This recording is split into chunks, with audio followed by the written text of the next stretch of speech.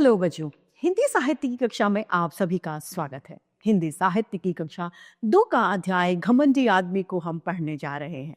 हिंदी साहित्य हमें सिर्फ बोलना यानी भाषा ही नहीं सिखाता, अपितु जीवन जीने की कला, उसके महत्वों से भी अवगत कराता है। तो आइए इस अध्याय को प्रारंभ करने। यह है अध्याय 13, घमंडी आदमी। पाठ परिचय के माध्यम से हमें पता चलता है कि कभी किसी को अपने से नीचे नहीं समझना चाहिए। किसी भी बात का हमें कभी भी घमंड नहीं करना चाहिए। यही हमें इस पाठ में सिखाया गया है। आइए पढ़ते हैं।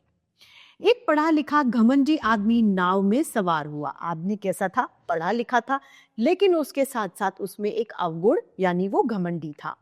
वह घमंड से भरकर नाविक से यानी नाव चलाने वाले से पूछने लगा, क्या तुमने व्याकरण पढ़ा है नाविक? नाविक बोला, नहीं। घमंडी आदमी ने कहा, अफसोस है कि तुमने अपनी आधी उम्र यूं ही गवा दी। यानी तुमने आधी उम्र अपनी ऐसे ही निकाल दी और तुमने व्याकरण नहीं पढ़ा। थोड़ी देर में उसने नाविक से पूछा, तुमने इतिहास या भूगोल पढ़ा है? ये क्या होते हैं? इतिहास और भूगोल सब्जेक्ट होते हैं, विषय होते हैं, जैसे हमारा हिंदी विषय। इस तरीके से नाविक ने सिर हिलाते हुए कहा, नहीं।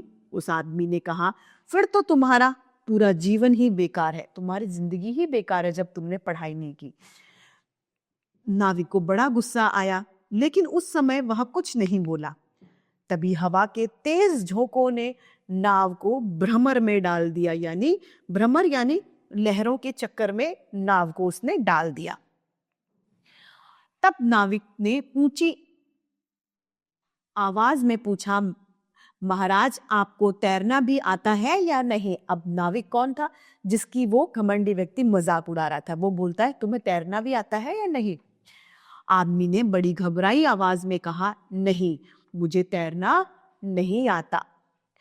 फिर तो आपको अपने व्याकरण भूगोल को सहायता के लिए बुलाना होगा। जिस पर आपको घमंड है आप उसे अपने लिए बुलाइए, वरना आपकी तो जिंदगी खत्म होने वाली है, क्योंकि यह नाव तो अब भंवर में फंसकर डूबने वाली है। जिंदगी यानी आपका जीवन अब आपका खतरे में है।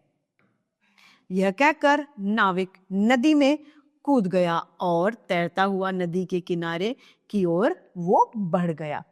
घमंडी आदमी अपनी जान नहीं बचा सका और नदी के पानी में वो डूबकर मर गया। देखा, तो अगर घमंडी व्यक्ति शायद घमंड नहीं करता तो हो सकता है शायद उसे नाविक बचाने की कोशिश करता, लेकिन वो घमंडी था और दूसरों को नीचा समझता था, इसीलिए नाविक ने उसे बचाने की कोशिश भी नहीं की।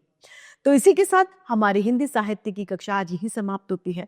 फिर से ऐसे अध्याय हिंदी साहित्य की कक्षा में लेकर उपस्थित होते रहेंगे। आज के लिए इतना ही, फिर मिलते हैं। धन्यवाद।